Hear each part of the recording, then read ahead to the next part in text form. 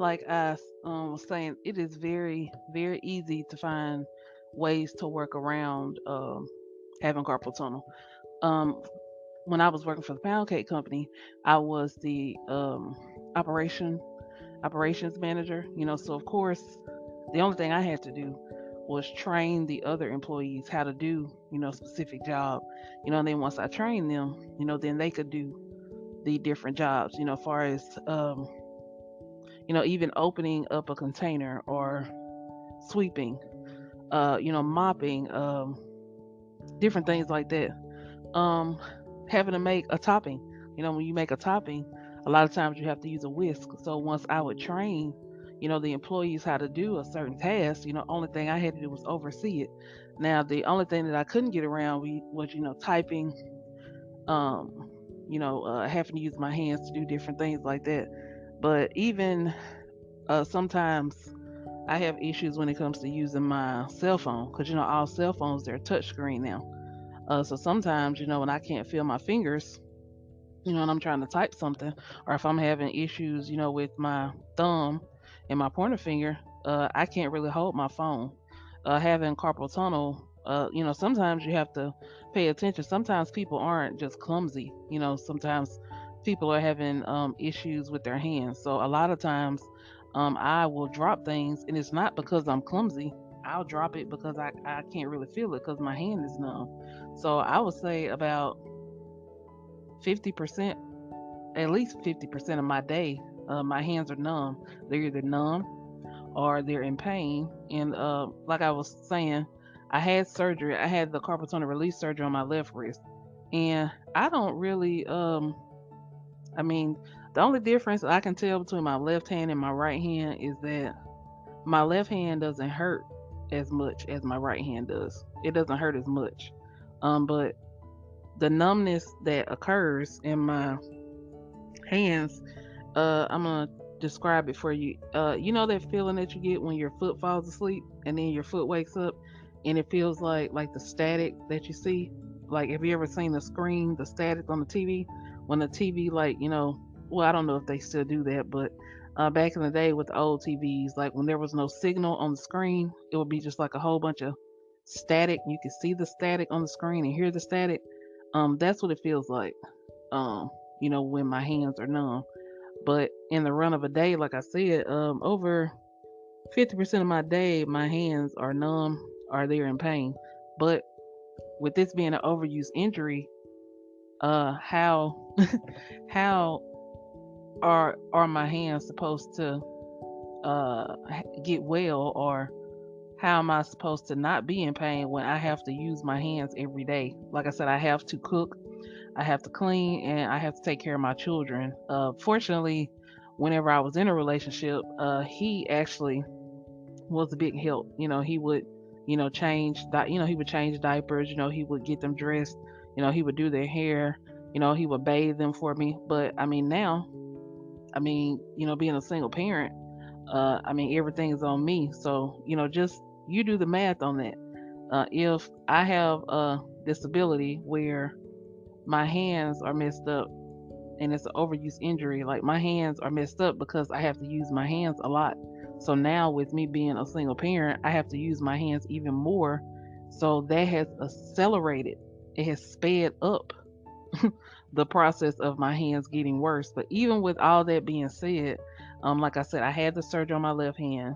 And they want me to have surgery on my right, but I don't want to go back under anesthesia again because I just don't trust it. And like I said, I'm a single parent, so it's like if I have to have surgery, like, I mean, and then with me being diagnosed with anxiety, like, I don't really want to leave my children. You know what I'm saying? I don't really want to leave them in the care of anybody really for like a long period of time. So of course I have to have, like a nanny or a babysitter, but those are hard to find as well. Like, it's hard to find a person, that's gonna care about your children like you care about them. But sometimes, I'm able to find one and they'll come help me for a couple of hours, 3 or 4 hours.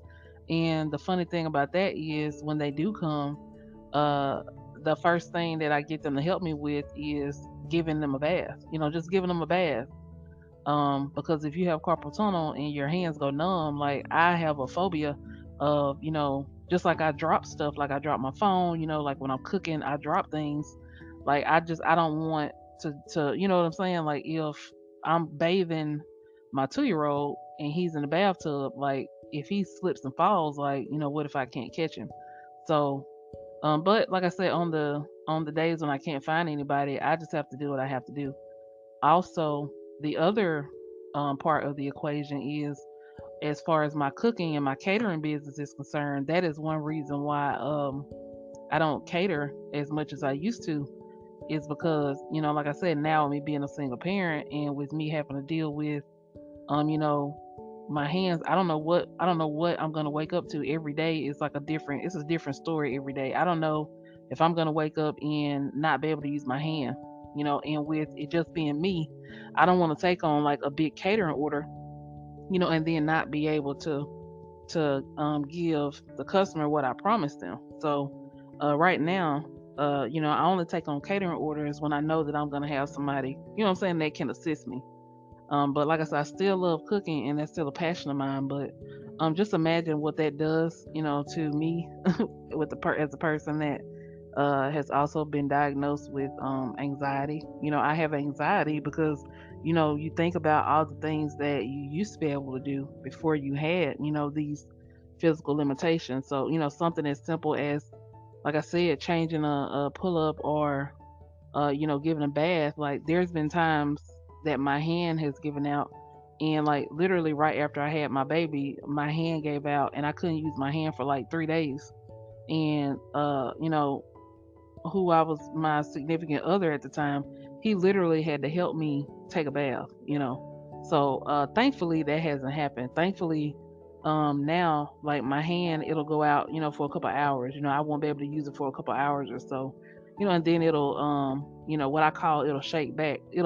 I'll be able to use it. It'll still be numb, but I can still use my hands. So now, fast forward to now, with me being able to call myself a day trader, that affects my day trading as well, because I mean, I have to be on a computer. I have to use my hands, to be able to day trade. But this is a safe space, like I said.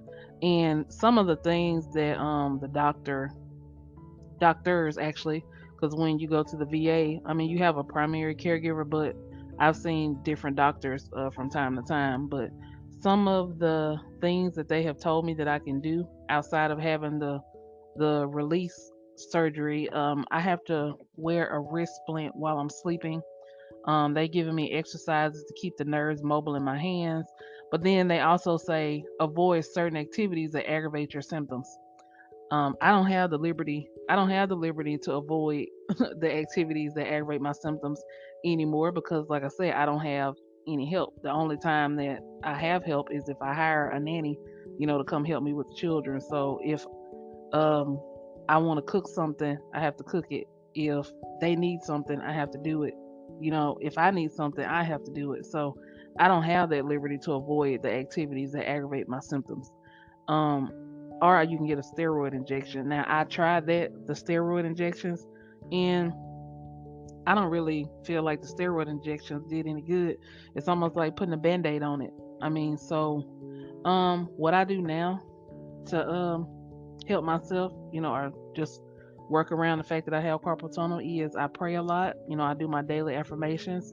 I don't feed into all the anxiety that I have around it.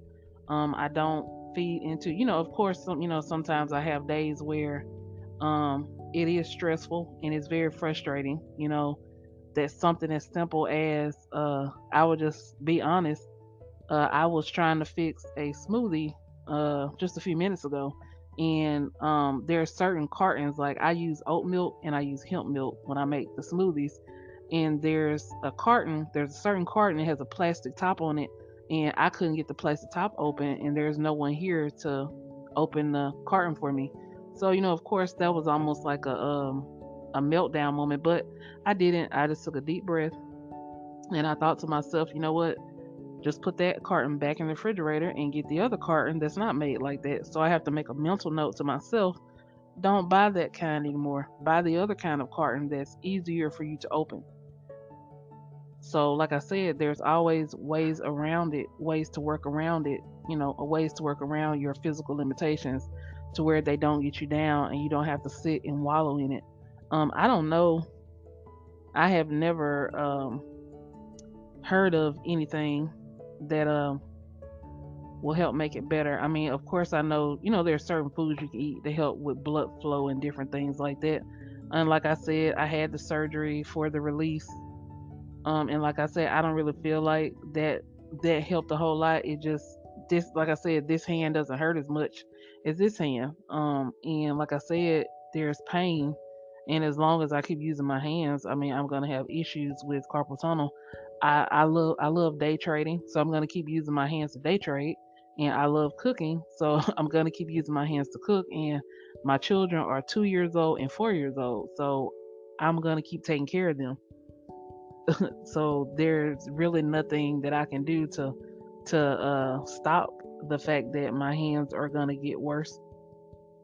They've given me, like I said, they've given me pain pills, but I'm not a pain pill person, So I wear my braces, but I have to take my braces off in the run of a night, because if I have to pick up my child, I can't pick up my child with the brace.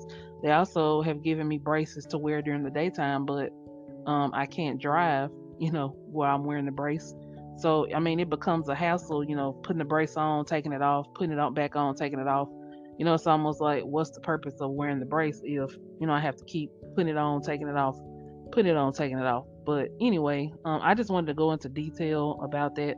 And I also want to say, as far as this being Wellness Wednesday, it's very important that if you do have physical limitations, or other people call them disabilities, but I like to think of it as a physical limitation. Don't beat yourself up about things that you can or can't do, and don't just dwell on the fact of, don't think about the things that you can't do. Don't think of all the things that you used to be able to do. It just dawned on me after almost 10 years of dealing with this physical limitation that I could get one of those little grabber things. I don't know if you've seen them, like people that pick up trash and stuff on the side of the road. They have those little things with the handle, with the little gripper on the end, where you can grab things that are on the ground, or sometimes people use them, to grab things that are up too high for them. I literally just ordered me one of those like a day ago, because um, I also have other physical limitations that make it difficult, just for me to pick up things off the ground. And just because you have a physical limitation, there's always a way to work around it. So I'm really excited about the fact that I'm gonna get one of those little grabber things. But the drawback is, no, I'm not even gonna think about the drawback. The positive part of it is, I'm gonna have a grabber, and I'm gonna be able to use that to pick up things, that I couldn't pick up before. And the other thing I want to say is, don't judge a book by its cover, because you may look at a person and you may see them doing certain things, but they're still telling you out of their mouth that they have a disability and they need help. It's a big deal for a person with a disability to ask somebody else for help, especially if they used to be able to be self sufficient, and now they have to ask for help. That's a big deal to them, just to be able to ask for help. And you don't need to shut a person down or make a person feel bad for having a physical disability or a physical limitation. If you're willing to help that person, it actually makes the situation worse, where they don't even want to ask you for help if you're going to complain about helping them, or you're going to tell them, oh, it doesn't look like anything's wrong with you. Or if you say, well, you keep telling me that you can't do this and you can't do that, but I see you're still doing it. A lot of the things that I do on a daily basis is only because I have to do it. And if I don't do it, it's not going to get done. That doesn't mean that I don't have physical limitations, because I have receipts. I can show you receipts that I am a disabled veteran, and I'm at 90%. I'm a 90%. The I'm a 90% disabled veteran. So from the outside looking in, it may not seem like that. And I'm not making excuses for myself or for anybody else, but you need to not judge a book by its cover. And like I said, I just wanted to go into detail about carpal tunnel to help people understand, what the day to day what it's like to live with carpal tunnel on a day to day basis. It's not easy. It's not fun, but like I said, you can't let your physical limitations stop you. If plan A doesn't work, like I said, there's 25 other letters in the alphabet. And if you can't find a person to help you, if you don't have the money to hire somebody to help you, they do have programs, that, uh, can help you find a person to help you if you do have physical limitations. But I pray about it. Like I said, I do my not physical, sorry. I do my daily affirmations. I listen to a lot of music. There's a lot of songs, that have a lot of lyrics that help me on a day to day basis. Prayer, listening to my songs and doing my daily affirmations and knowing that I'm going to reap what I sow. So if I do good, I'm going to get good in return. That's how I, live my life every day. If I do good, I'm going to get good in return. I Like I said, I'm honest. I do get frustrated. Like today, I got frustrated when I couldn't open that carton. But like I said, I didn't let it get me down for too long. I took a moment. Like I said, took a few deep breaths. Put the carton back in the refrigerator and grabbed the other carton that I could open by myself. And from now on, like I said, I'm not gonna buy that type of carton anymore. As long as I don't have any help to help me open it. But it's just the daily simple things like that. We can let those things get us down, but like I keep saying, don't focus on that. Don't focus on all the things that you used to be able to do that you can't do now. Focus on what you can do. There are a lot of people. I know a lot of people, that have disabilities or physical limitations, and that would be my message to everybody that has a disability that is not visible. Um, don't focus on what you can't do. Focus on what you can do, and figure out, what your happy place is. Like I said, cooking is my happy place, even though, like I said, sometimes when I'm cooking, it reminds me of my physical limitations. But there are ways to work around it. There are several ways to work around it. So, if you have any questions about carpal tunnel, you can, message me or you can leave a comment. You can also Google it and you just type in carpal tunnel syndrome. And like I said, there's really nothing that I have found that lessens the the pain of having carpal tunnel other than, like they said, not using my hands or, not using my hands as much. Um, but once again, thank you for listening. My cookbook is titled Gumbo for the Soul. I have an adult version and I have a children's version. They are available for purchase on Amazon, Barnes and Noble, and Books a Million. You can also contact me and I can send you a signed copy as well. Thanks for listening. We are loved. We are blessed. We are smart, and we can do anything. We can work around our physical limitations.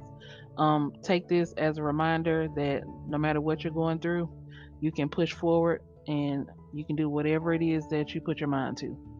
Thanks for listening. Until next time.